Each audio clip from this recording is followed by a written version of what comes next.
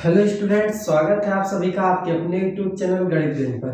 Students, आज हम solve करेंगे एक्सरसाइज 3.2 के नेक्स्ट क्वेश्चन को। नेक्स्ट क्वेश्चन है क्वेश्चन नंबर 5, क्वेश्चन नंबर 6 और एक क्वेश्चन लास्ट और है क्वेश्चन नंबर 7। इसके क्वेश्चंस को सॉल्व करेंगे। बाकी के क्वेश्चन हमने प्रीवियस वीडियो में सॉल्व कर दिया है, वहां से आप देख सकते हो उन क्वेश्चंस को। और एक चीज, आप इस चैनल पर रेगुलर हो जाइए। हम इस पर मतलब रेगुलर अनसॉल्व या फिर इंपॉर्टेंट क्वेश्चन जो है वो सॉल्व करके लाएंगे, तो वो आप लोगों को मिल पाएगा और आप अपने बोर्ड एग्जाम की अच्छी से तैयारी कर पाएंगे। इसलिए चैनल पर बने रहें। अगर चैनल को सब्सक्राइब न किया हो तो चैनल को सब्सक्राइब कर लीजिए। तो हम सॉल्व करेंगे क्वेश्चन नंबर 5 और क्वेश्चन नंबर 6 को। क्वेश्चन नंबर 5 जैसा कि आप पढ़ सकते हो, इसमें कहा गया कि एक आयताकार बाग जिसकी लंबाई चौड़ाई से 4 मीटर अधिक है का अर्ध परिमाप 36 मीटर है। ठीक, बाग की विमाएं ज्ञात कीजिए। हमें क्या करना है, बाग की विमाएं, विमाएं मतलब भुजाएं, लंबाई और चौड़ाई ही पता करनी है। तो जैसा कि आपको पता है कि लंबाई जो है चौड़ाई से 4 मीटर अधिक है, तो उसी के अकॉर्डिंग हम मान सकते हैं। हमारे ख्याल से ये क्वेश्चन ऐसा है जो तीनों विधियों से, आप जानते हो कि 3 टाइप के इक्वेशन बनाए जा सकते हैं। एक चर में रैखिक समीकरण, 2 चर में रैखिक समीकरण और क्वाड्रेटिक इक्वेशन, जिसको आप द्विघात समीकरण कहते हो। पहले ही हमने आपको पढ़ा दिया है। तो ये तीनों मेथड से सॉल्व हो सकता है। ठीक, लेकिन यहाँ पर क्योंकि आप पढ़ रहे हो 2 चर में रैखिक समीकरण युग्म, इसलिए हम इसको 2 चर में मानेंगे और उसी से सॉल्व करेंगे। तो ये क्वेश्चन नंबर 5 हम सबसे पहले सॉल्व करेंगे। सॉल्व 5। ठीक, अब इसमें लिखा है एक आयताकार बाग जिसकी लंबाई चौड़ाई से 4 मीटर अधिक है। बताया गया कि लंबाई जो है चौड़ाई से 4 मीटर अधिक है, तो हम मान लेंगे कि माना चौड़ाई इसकी x है। ठीक, माना बाग की चौड़ाई बराबर x किसमें है, मीटर में। ठीक, x मीटर में। और फिर तब आपको लंबाई कितनी हो, अगर चौड़ाई x हो जाएगी तो लंबाई कितनी हो जाएगी, y।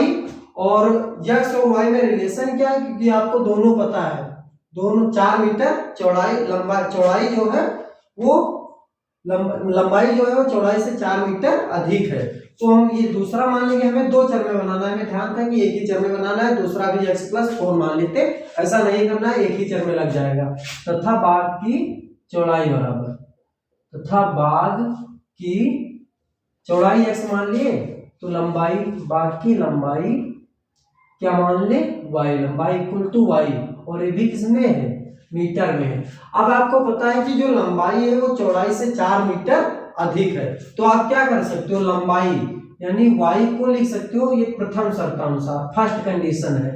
ठीक, प्रथम शर्तानुसार फर्स्ट कंडीशन आपकी बता रही है कि जो लंबाई है वो चौड़ाई से 4 मीटर अधिक है। लंबाई क्या है, y, तो y किसके बराबर होगा, चौड़ाई में 4 ऐड करोगे। ठीक, x+4 हो जाएगा। या दूसरे शब्दों में कह सकते हो कि लंबाई से चौड़ाई सब्ट्रैक्ट करोगे तो 4 आना चाहिए, तभी आप कहोगे कि 4 अधिक है। तो यहाँ से y इक्वल टू क्या हो जाएगा, x+4। y लंबाई है और x चौड़ाई है, x में 4 ऐड करोगे तो लंबाई के बराबर आएगा। x इधर लाओगे तो ये हो जाएगा y minus x equal to 4। ये क्या बन गया, फर्स्ट इक्वेशन बन गया। इसको आप क्या लिखोगे, इक्वेशन नंबर फर्स्ट। द्वितीय शर्तानुसार सेकेंड कंडीशन आपकी क्या कह रही है, द्वितीय शर्तानुसार, तो सेकेंड कंडीशन में आपको बताया गया है कि उसका जो अर्ध परिमाप है वो 36 मीटर है। आपको पता है लंबाई आयताकार या आयताकार जो शेप है, आयत है, उसका परिमाप क्या होता है, 2 इंटू लंबाई प्लस चौड़ाई, 2 इंटू l प्लस b। ठीक, तो यहाँ पर आपको बताया गया है कि परिमाप जो है वो 36 मीटर है, तो क्या लिख दोगे, 2 अर्ध परिमाप 36 मीटर है और पूरा परिमाप क्या होता है, 2 गुणे लंबाई प्लस चौड़ाई। लंबाई आपको क्या दी गई है, y, और प्लस चौड़ाई क्या दी गई है, x। और अर्ध परिमाप कहा गया तो पूरे परिमाप को 2 से डिवाइड कर दोगे। हम वैसे भी डायरेक्ट यहाँ से 2 गायब कर सकते थे, बट आपको समझाने के लिए हमने ऐसा किया है। और ये किसके इक्वल होगा, ये 36 मीटर के इक्वल होगा। ठीक, जो इसका अर्ध परिमाप है, पूरा परिमाप क्या होता है, 2 इंटू वाई प्लस यस, मतलब लंबाई प्लस चौड़ाई। और अर्ध परिमाप है तो आधा कर देंगे, 2 से डिवाइड कर देंगे, 2 यहीं पर कैंसिल हो जाएंगे। ये y plus x equal to 36 metre. और मीटर अब हम लिख ले रहे हैं। ये क्या बन गया, ये इक्वेशन बन गया, ये सेकंड नंबर इक्वेशन हो गया। आप देख रहे हो आपका first number equation y minus x equal to 4 हो गया है, और हम लंबाई को जनरली x मानते थे, हमने यहाँ पर लंबाई को y मान लिया है, उससे कोई अंतर नहीं आना है, मान आपका वही आएगा। अब हम क्या करेंगे, ये आपका इक्वेशन नंबर फर्स्ट है, ये इक्वेशन नंबर सेकंड है। आप कई मेथड जानते हो, क्वाड्रेटिक मतलब दो चर में जो रैखिक समीकरण उनको सॉल्व करने के कई मेथड जानते हो। हम यहाँ पर क्या करेंगे, विलोपन विधि अप्लाई कर देंगे। तो लिखेंगे विलोपन विधि से, और विलोपन विधि लिख नहीं रहे, डायरेक्ट इक्वेशन नंबर फर्स्ट और इक्वेशन नंबर सेकंड को ऐड कर दे रहे हैं, जोड़ दे रहे हैं। तो आप समीकरण 1 और प्लस समीकरण 2, इक्वेशन नंबर फर्स्ट और इक्वेशन नंबर सेकंड दोनों ऐड कर दें। तो यहाँ पर क्या हो जाएगा, y minus x equal to 4 और y plus x equal to 36, दोनों ऐड करेंगे। माइनस एक्स और प्लस एक्स कैंसिल हो जाएंगे, ये आएगा 2y, और 2y इक्वल टू 36 और 4 कितना हो जाएगा 40। तो y इक्वल टू हो जाएगा 40 अपान में 2, सॉरी 40 है, 40 अपान में 2। This implies y equal to आपको मिल गया 20, ये 2 जा 2 और 2 जा 4 और 0 20 आ गया मीटर। तो y कितना आ गया 20 मीटर आ गया, ठीक। मतलब y क्या है, लंबाई। तो लंबाई आपकी कितनी आ गई 20 मीटर। आप क्या करोगे, y का मान समीकरण नंबर 1 में पुट कर दोगे, 1 में पुट कर दो, तो लिखोगे y का मान समीकरण नंबर 1 में रखने पर, समीकरण 1 में रखने पर y का मान समीकरण नंबर 1 में जब आप पुट करोगे तो ये क्या हो जाएगा 20 minus x equal to 4, 20 minus x equal to 4, x इधर ले आओ 4 को इधर ले जाओ, तो ये 20 और माइनस एक्स इधर जाएगा प्लस एक्स हो जाएगा, और ये 4 इधर आएगा तो माइनस 4 हो जाएगा।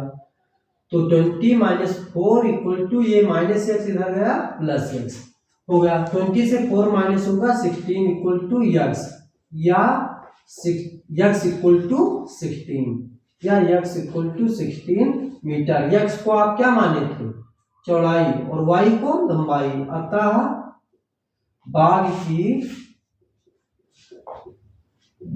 की लंबाई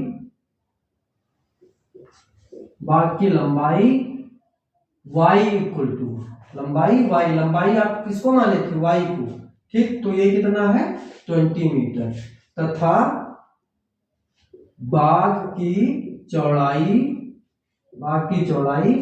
x इक्वल टू 16 मीटर। ये हो गए आपके दोनों आंसर। तो उम्मीद है ये क्वेश्चन आपको अच्छे से समझ में आ गया होगा। दोनों इजी क्वेश्चन था ये। अब इसके बाद हम नेक्स्ट क्वेश्चन को सॉल्व करेंगे, तब तक के लिए आप इसका स्क्रीनशॉट ले लेंगे या फिर नोट कर लेंगे। तो स्टूडेंट्स इसके बाद ये नेक्स्ट क्वेश्चन है, क्वेश्चन नंबर 6। क्वेश्चन नंबर 6 भी हम सॉल्व करेंगे। इसमें लिखा है एक रैखिक समीकरण 2x + 3y - 8 = 0 दी गई है। दो चरों में एक ऐसी और रैखिक समीकरण लिखिए ताकि प्राप्त युग्म का ज्यामितीय निरूपण जैसा कि दिखाया गया है। ये नीचे लिखे कि प्रतिच्छेदित करती रेखाएं हो, मतलब इसके करेस्पॉन्डिंग आपको एक ऐसा इक्वेशन देना है कि ये जो पेयर आप इक्वेशन बने दोनों इक्वेशन का, तो पहला एक इक्वेशन देना है कि वो प्रतिच्छेदित करती हुई उनकी रेखा, उनकी लाइंस जो बने वो एक दूसरे को इंटरसेक्ट करें at one point, single point पर, ठीक। सेकेंड इक्वेशन देना है इसी के करेस्पॉन्डिंग तो कि वो दोनों जो पेयर बने उनकी रेखाएं पैरेलल हो, समांतर हो। और फिर हमें एक बार इसी के करेस्पॉन्डिंग एक इक्वेशन देना है कि वो दोनों पेयर ऑफ इक्वेशन के संपाती रेखाएं दोनों लाइन एक दूसरे पर लाई करें। तो हम एक एक के लिए सॉल्व करेंगे। सबसे पहले फर्स्ट के लिए सॉल्व करेंगे। दोनों के लिए, तीनों कंडीशन के लिए ये इक्वेशन तो सेम रहेगा। ये दिया गया है 2x माइनस में प्लस 3y और -8 इक्वल टू 0। हम मान लेते हैं कि इसके करेस्पॉन्डिंग जो दूसरा इक्वेशन है वो a2x प्लस में b2y और प्लस में c2 इक्वल टू 0 है, ठीक। ये इक्वेशन फर्स्ट मान लेते हैं और ये इक्वेशन सेकेंड मान लेते हैं। और इसको हमने क्या किया है, इसको माना है। दरअसल ये है नहीं, इसको हमने क्या किया है, मान लिया है। अब हम यहाँ पर A2, B2 और C2 की ऐसी वैल्यू हम निकालेंगे कि रेखाएं ये इंटरसेक्ट करें। और आपको पता है कि रेखाएं इंटरसेक्ट करने के लिए कंडीशन आपको पता है, रेखाएं प्रतिच्छेदी कब होती हैं, रेखाएं प्रतिच्छेदी होंगी, रेखाएं प्रतिच्छेदी होंगी, रेखाएं प्रतिच्छेदी होंगी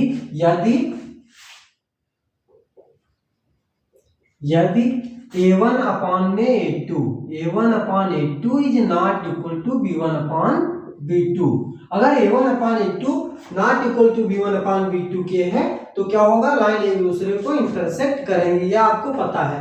अब आपको ये भी पता है कि फर्स्ट इक्वेशन के जो x के कोफिशिएंट होते हैं, x के गुणांक वो A1 होता है, y का गुणांक जो होता है वो B1 होता है, और जो कांस्टेंट टर्म होता है वो क्या होता है, C1 होता है। तो हम यहाँ पर A1 और B1, A1 क्या है 2, B1 क्या है 3, ये वैल्यू पुट कर देंगे, फिर देखेंगे कि A2 B2 क्या होना चाहिए।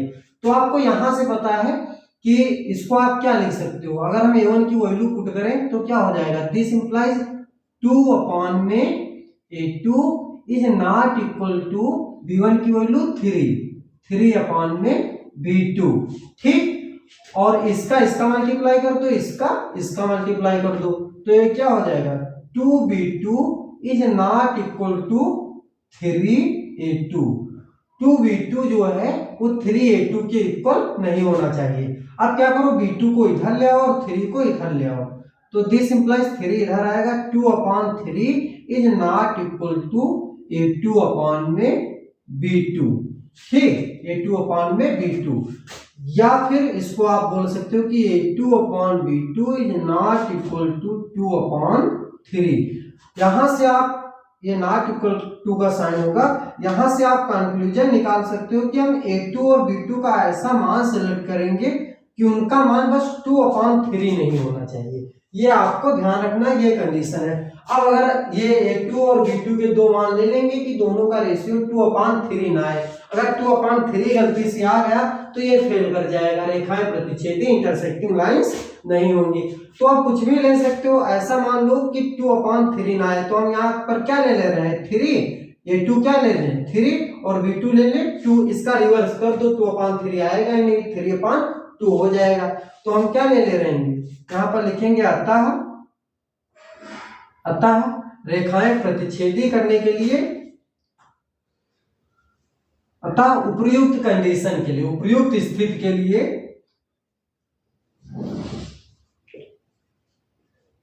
उपयुक्त स्थिति के लिए ऊपर जो आपको कंडीशन दी है उसके लिए हम क्या कर सकते हैं, A2 इक्वल टू 3 सेलेक्ट कर सकते हैं, ठीक, and B2 equal to 2 select कर सकते हैं। अब देखो A2 अपान B2 क्या आएगा, 3 अपान 2 आएगा, ये कहें बस 2 अपान 3 ना हो, नॉट इक्वल टू 2 अपान 3, तो 2 अपान 3 नहीं होगा, 3 अपान 2 होगा, इसका रिवर्स होगा, कुछ और भी आप ले सकते हो।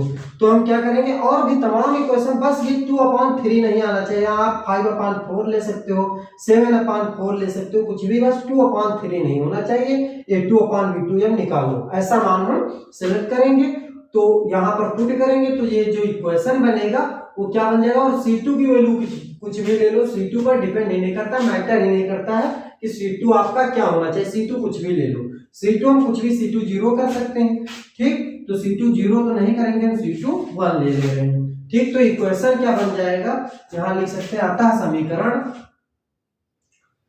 अब इतना हम लिखेंगे तो हो सकता है हमें आगे प्रॉब्लम हो जाए, इरेज करना पड़े। अतः समीकरण या इसलिए समीकरण सेकेंड, इक्वेशन सेकेंड क्या हो जाएगा, A2 की जगह पर आप क्या लिख सकते हो 3, तो 3x और प्लस B2 की जगह पर 2y, और C2 की जगह पर हमने बताया कि हम 1 ले रहे हैं इक्वल टू 0। ये क्या बन गया, ये इस इक्वेशन के करस्पॉन्डिंग क्या है, मतलब इसके साथ एक ऐसा इक्वेशन है कि इन दोनों का पेयर ऑफ मतलब दोनों का अगर लाइन खींचोगे, लाइन ड्रा करोगे दोनों के सोल्यूशन के लिए, तो दोनों लाइन एक दूसरे को एक पॉइंट पर इंटरसेक्ट करेंगे, यानी ये दोनों इक्वेशन प्रतिच्छेदी होंगी। तो प्रतिच्छेदी होने के लिए इसके संगत हमने एक इक्वेशन दे दिया। अब हमें क्या करना है, एक इक्वेशन ऐसा देना है कि रेखाएं समांतर हो। समांतर के लिए आपको पता है कौन सी कंडीशन होती है, तो ये हो गया हमारा फर्स्ट सॉल्व। ये किसके करस्पॉन्डिंग है, ये और ये दोनों रेखाएं, ठीक। ये दोनों रेखाएं ऐसी होंगी, ये दोनों समीकरण के रेखाएं जो एक दूसरे को एक बिंदु पर इंटरसेक्ट करेंगे, ठीक। अब हम क्या करेंगे, इसके लिए आपको पता है यहाँ पर एक इक्वेशन, फिर सेकंड वाले में क्या करेंगे, इक्वेशन आपको पहला इक्वेशन वही है 2x + 3y - 8 = 0। हम दूसरा इक्वेशन मान लेते हैं उसी तरह a2x + b2y और +c2 = 0। अब हम a2 b2 और c2 की ऐसी वैल्यू यहाँ पर पुट कर देंगे कि इन दोनों का समीकरण निकालो, मतलब समीकरण का अगर लाइन ड्रा करो तो रेखाएं समांतर हो एक दूसरे को। तो इसके लिए हम क्या करेंगे, आपको इसके लिए भी कंडीशन पता है कि रेखाएं समांतर होती हैं, रेखाएं समांतर होंगी।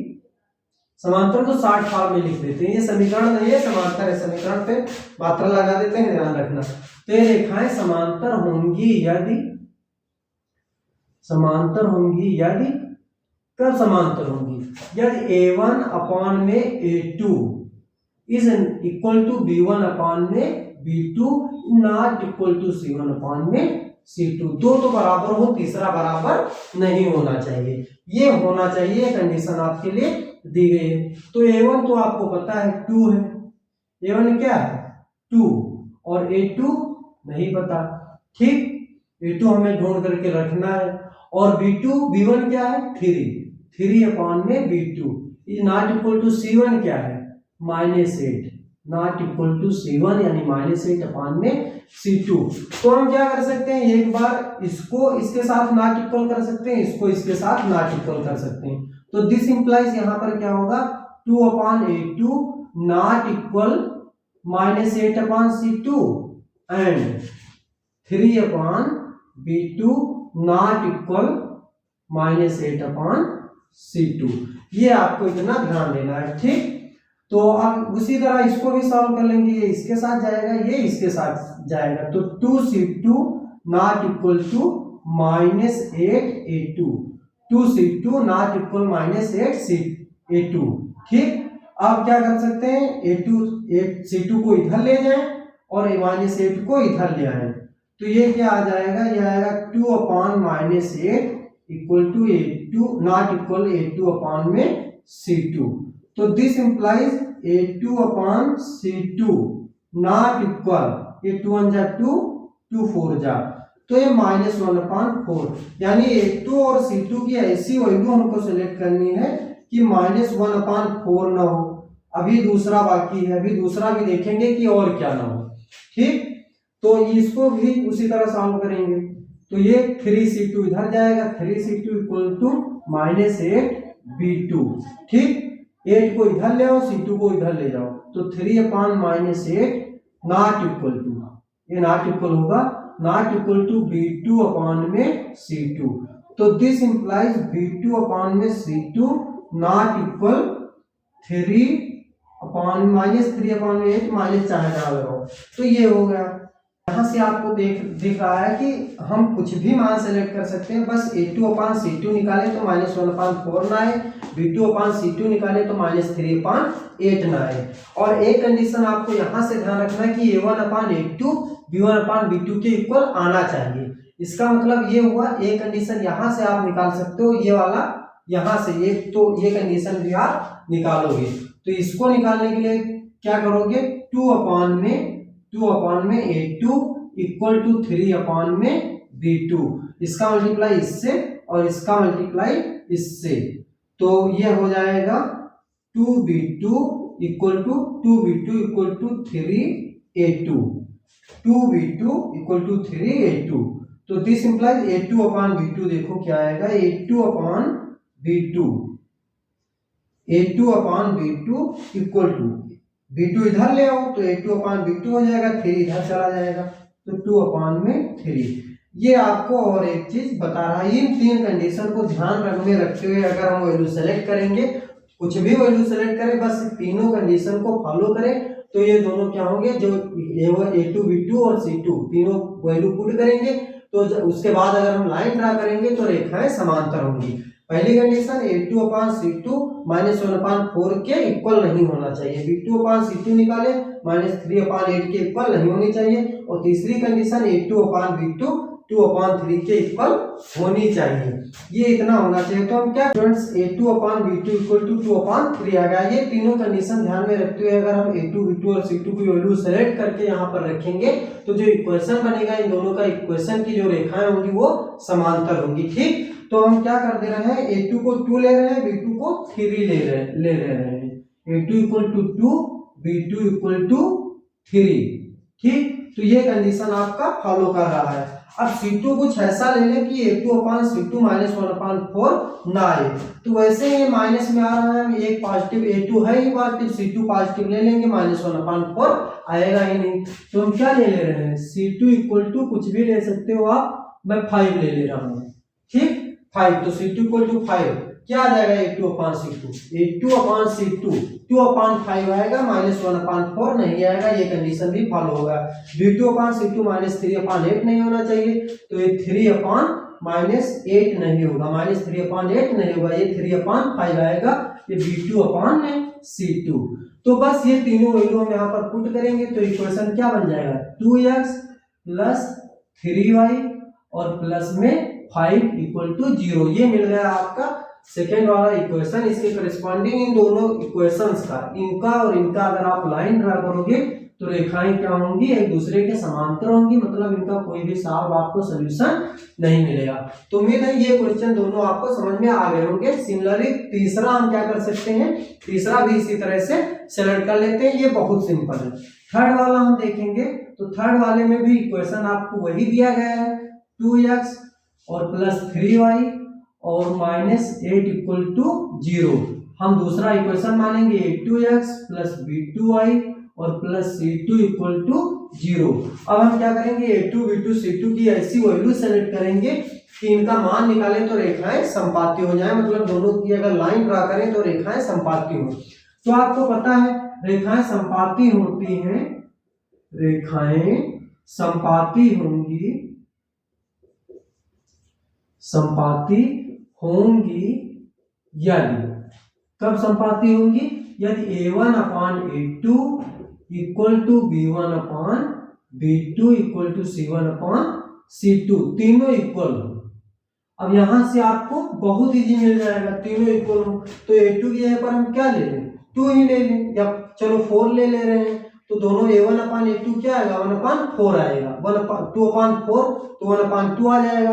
तो तीनों रेशियो 1/2 आने चाहिए। ठीक, 1/2 आने चाहिए। तो हम यहाँ पर क्या ले लेंगे, इसके अकॉर्डिंग अगर आप देखो तो A2 क्या है, A2 क्या है, A2 है, A1 क्या है 2, तो ये हो जाएगा 2/A2 इक्वल टू B1 क्या है 3/B2 और C1 क्या है -8/C2।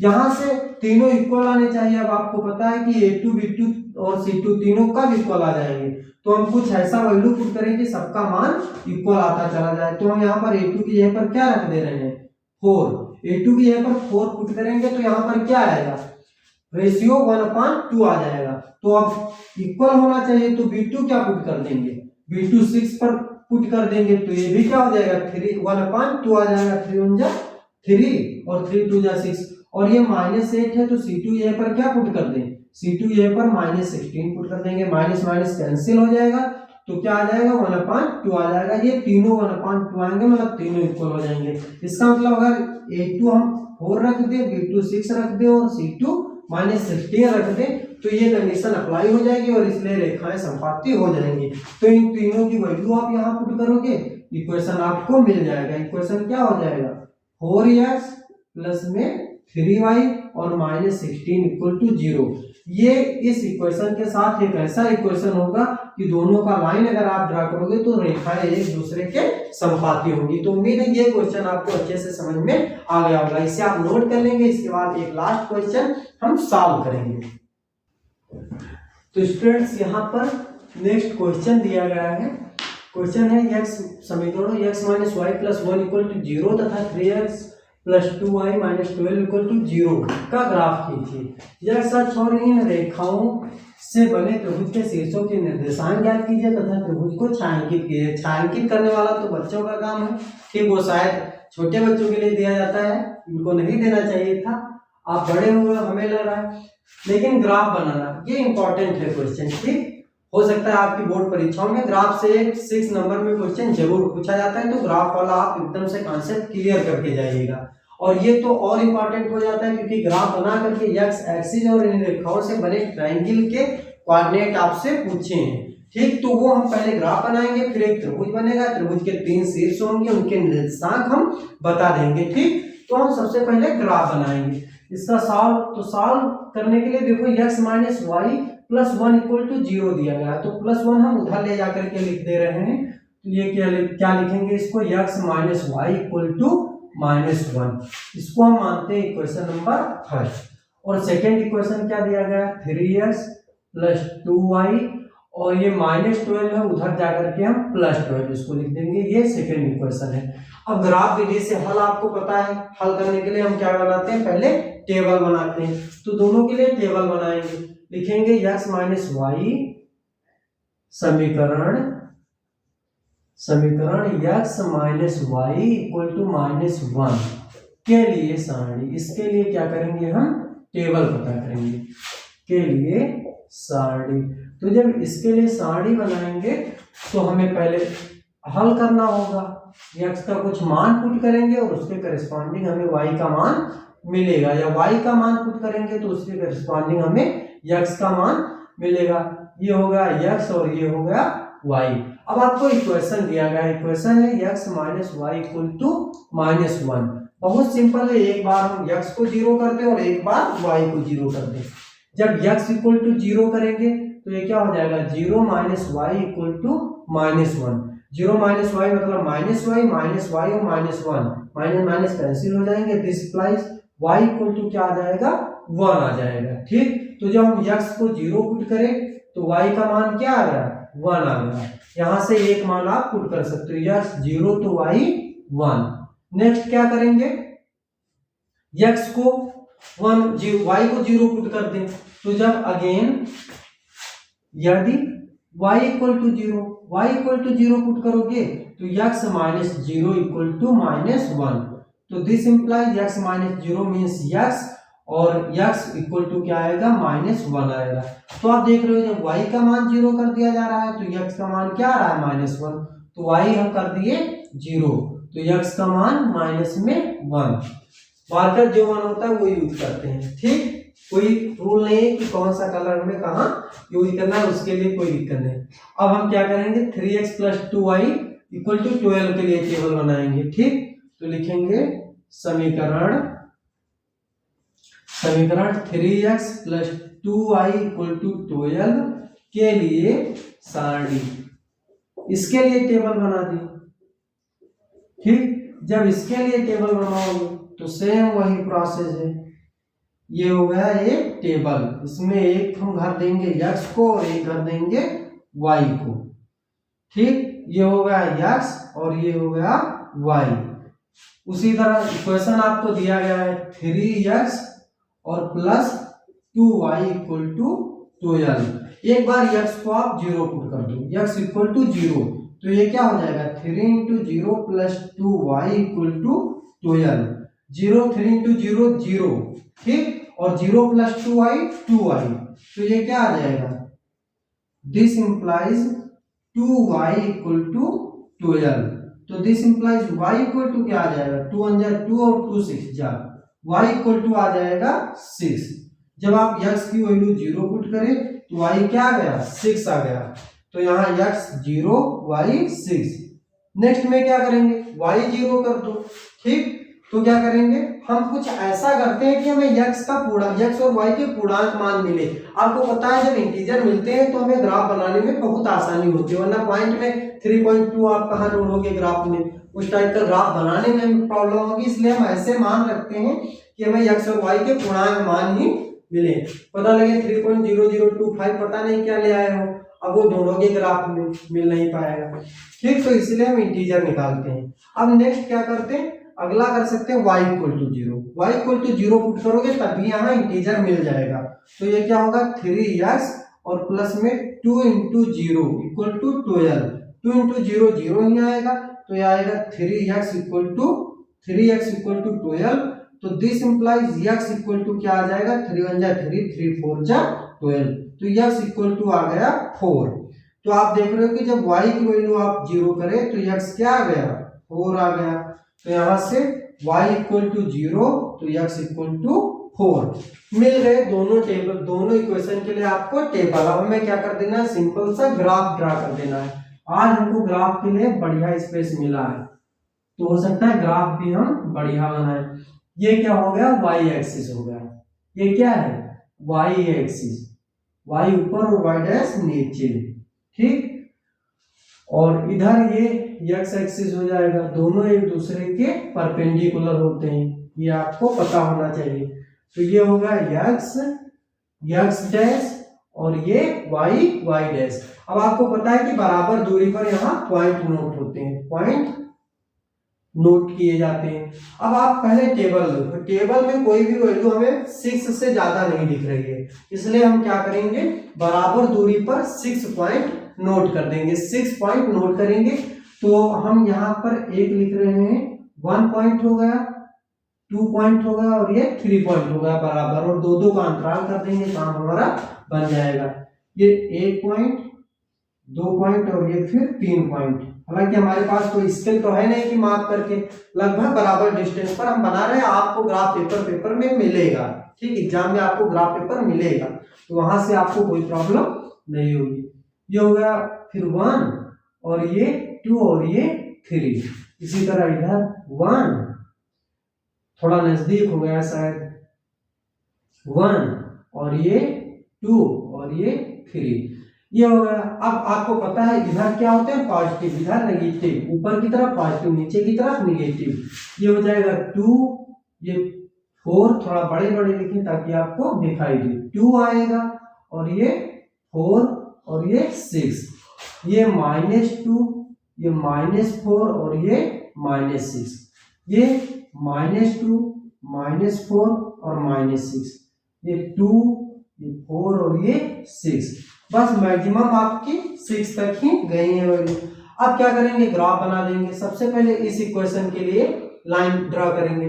तो आपको दिख रहा है कि x का मान 0 और y का मान 1, मतलब x एक्सिस पर 0 मात्रा, ना इधर गया है x एक्सिस पर और ना उधर गया है, ये मूल बिंदु होता है। ठीक, y एक्सिस पर 1 मात्रक, यानी एक मात्रक पॉजिटिव डायरेक्शन में, धनात्मक दिशा में, तो y एक्सिस पर धनात्मक दिशा में एक मात्रक यहाँ पर आएगा, और y एक्सिस पर 0 है, ना इधर गया ना इधर गया, तो ये पॉइंट आपका क्या मिल गया, 0,1। ये 0,1 है। अभी हम देखेंगे लाइन किधर जा रहा है, सब लिखेंगे 0, नेक्स्ट क्या, -1,0। x अक्ष पर किधर गया, -1 मात्रक नेगेटिव डायरेक्शन में, ऋणात्मक दिशा में, तो -1 आपको कहाँ मिलेगा, -2 और 0 के बीच में, ये -1। तो x अक्ष पर -1 और y अक्ष पर 0, y अक्ष पर 0, ना ऊपर गया ना नीचे गया, तो हम यहाँ पर ये पॉइंट कहाँ पर होगा, यहाँ पर, y अक्ष पर ना ऊपर ना नीचे, x अक्ष पर -1 मात्रक। इस पॉइंट के निर्देशांक क्या है, इस पॉइंट के निर्देशांक 0,1, इस पॉइंट के निर्देशांक 0,1, इस पॉइंट के निर्देशांक -1,0, इस पॉइंट के निर्देशांक -1,0। अब हम क्या करेंगे, लाइन इसका ड्रा कर सकते हैं, तो लाइन ऐसे ड्रा कर देंगे। हमारे पास स्केल नहीं है, बार बार बता रहे हैं, ठीक, स्केल है, ऐसा नहीं है कि स्केल नहीं है, स्केल है, लेकिन ये वाली स्केल नहीं है, ठीक, कि बोर्ड पर ड्रा कर पाए। ये एक लाइन हमने ड्रा कर दिया, और ये किस इक्वेशन की लाइन है, ये है उसके लिए x - y + 1 = 0 के लिए, ये वाला, इसके लिए ये लाइन है।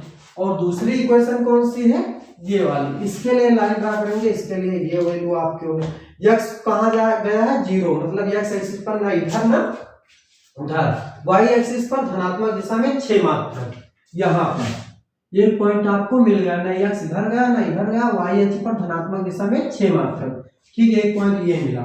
4,0 4,0 कहाँ है, x अक्ष पर धनात्मक दिशा में 4 मात्रक और y अक्ष पर 0, मतलब y अक्ष पर ना नीचे गया ना ऊपर 0 और x अक्ष पर 4 मात्रक धनात्मक दिशा में, ये पॉइंट मिल गया। दोनों को मिला दो, दोनों को ऐसे मिला दो, ठीक, ये वाली आपकी एक लाइन बन गई। और ये किस इक्वेशन के लिए, ये इक्वेशन हम यहां राइट कर दे रहे हैं, ये है 3x plus 2y minus 12 equal to 0 के लिए, ये इसके लिए इक्वेशन है। अब आपसे कहा गया था रेखाओं से बने और लाइन से बने, मतलब दोनों अक्षों से बने और रेखाओं से बने त्रिभुज के शीर्षों के निर्देशांक, ये 3 शीर्ष दिख रहे हैं आपको, ये मान लो, ये b मान लो, तो b के निर्देशांक आपको दिए गए हैं। b के निर्देशांक तो आपको ऑलरेडी मिल गया -1,0 और c के निर्देशांक भी आपको पता है, ये पॉइंट c मान लो, c के निर्देशांक क्या है 0, 4,0, तो ये b c तीनों बिंदुओं के निर्देशांक आपको पता चल गए। ये के निर्देशांक क्या होंगे, देखो ये लगभग 2 के सीध में जा रहा है, 2 के सीध में, ग्राफ पर आप देखोगे 2 और 4 और 2 के बीच में 3, ठीक, तो ये के निर्देशांक आप क्या लिख सकते हो, x अक्ष पर 2 मात्रक और y अक्ष पर 3 मात्रक, तो इसके निर्देशांक 2,3 लिख सकते हो। तो आंसर आप दे सकते हो, अतः बने त्रिभुज के निर्देशांक, अतः बने त्रिभुज के शीर्षों